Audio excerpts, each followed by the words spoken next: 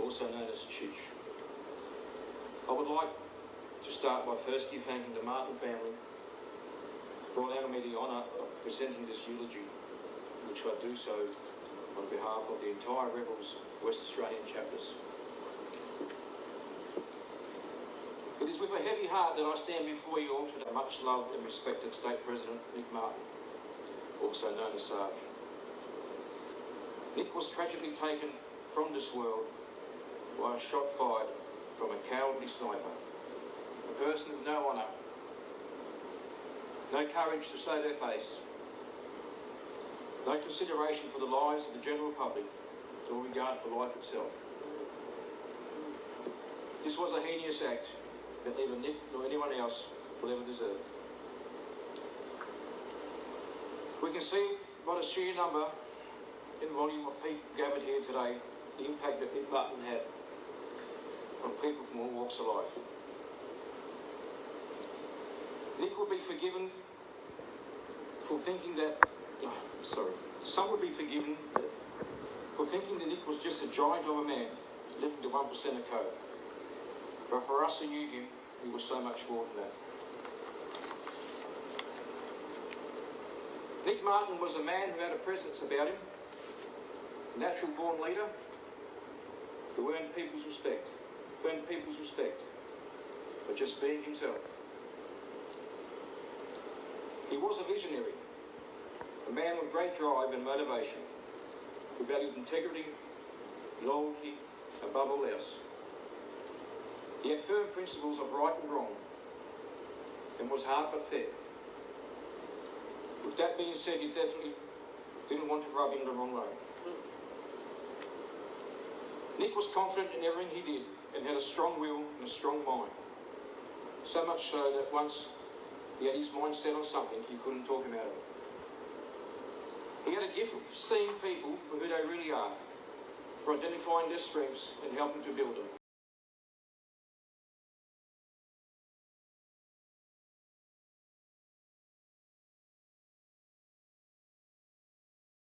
Just how intelligent Nick really was.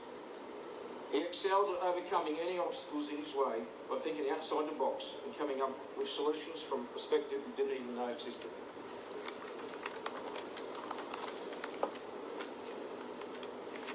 A couple of funny to see it from. He was also a pretty funny guy. He would take things that went so wrong for people and find a way to make a joke about it. They would always leave us laughing. I remember one morning, quite a few years ago, he called me and said, "Boy, get ready. I'll come and get you in 5 minutes."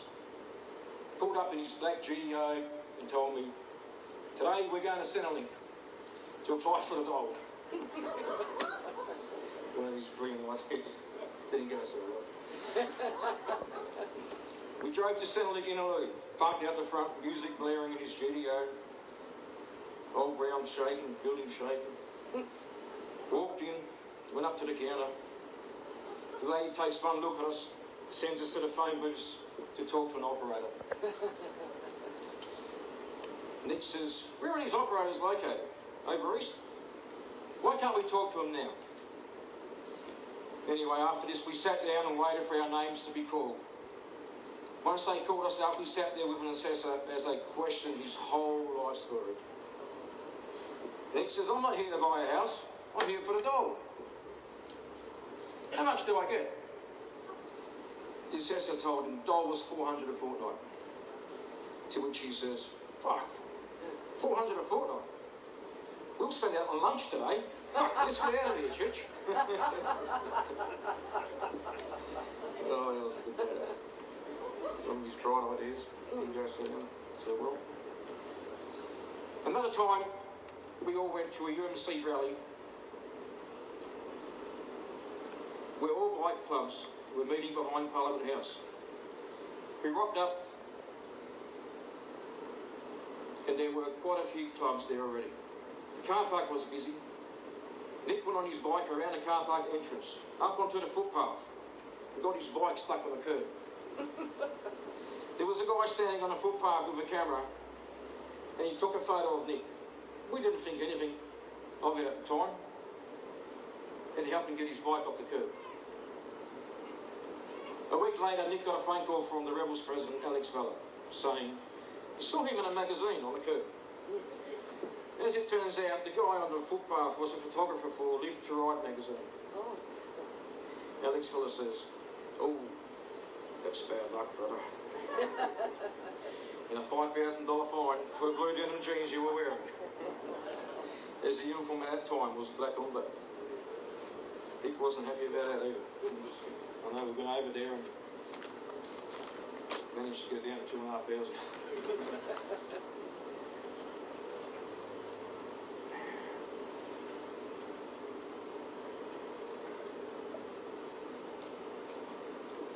Most importantly, what I would like people to know is that Nick had a big heart. He was a good man, a caring man, a generous one, who would help anyone who needed it. Being in his position, it could be argued in fact, the West Australian even referred to him as one of the most influential people in Australia, right up there with Gina Reinhardt and the police commissioner. Yet if you needed to see him or talk to him, he would always go out of his way to make the time. He was one of the easiest people in the world to talk to, and he would never unfairly judge people based on their circumstances. He treated people equally, never walked around with an ego, and was always kind and polite to everyone who he met. To his family, Nick Martin was a rock, a protector. He valued his family above everything and cared for his loved ones deeply. He was a loving son to Sid and Rhoda, brother to Renee, uncle to her children, Seb and Ryder, a father to Tia, grandfather to her daughter Nikki, a stepfather to Stacey, and a husband to Amanda. Tia, you were your dad's meaning for life, his absolute world. You were so precious to him, and he cared for you so deeply. His love for you was always indescribable, and he loved you with all his heart. He always gave you his time, and valued every minute he spent with you. It was filled with so much joy when you recently became a grandfather to your daughter Nikki, and he will forever continue to watch over you and your little family. Please make sure you keep his memory alive and your daughter Nikki grows up, knowing that what an amazing man her grandfather was. Amanda. There was no doubt that you and Nick were soulmates. We could all see you were meant for each other.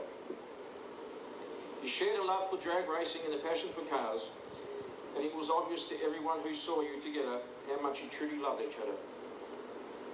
We never saw you argue or fight, and you were always happy to be in each other's company. You were his greatest companion and helped him accomplish so much in life.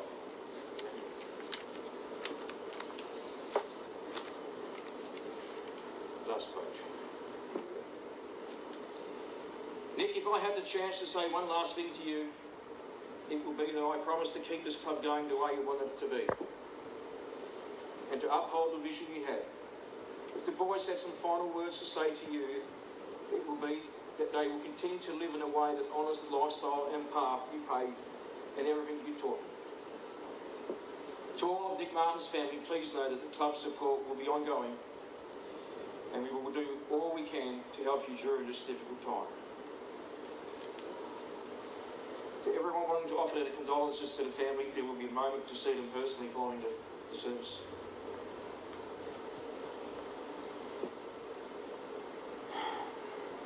I would now like for us to take a moment of silence in memory of an extraordinary man, one of my best friends, Nick Martin.